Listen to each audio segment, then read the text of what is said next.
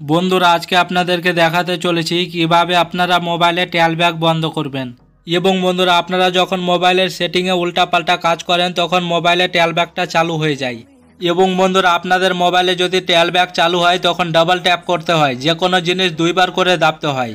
এরকম সমস্যা যদি আপনাদের হয়ে থাকে তাহলে খুব সহজে আপনারা এরকম সমস্যার সমাধান করতে পারবেন।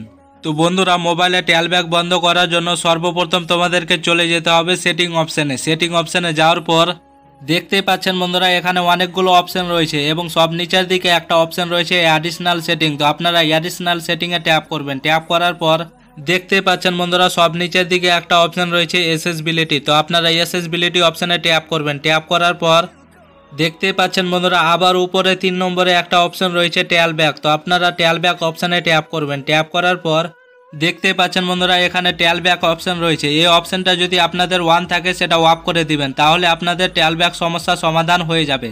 তো বন্ধুরা এরকম করে আপনারাও খুব সহজে ট্যালব্যাক অপশনটা বন্ধ করতে পারবেন।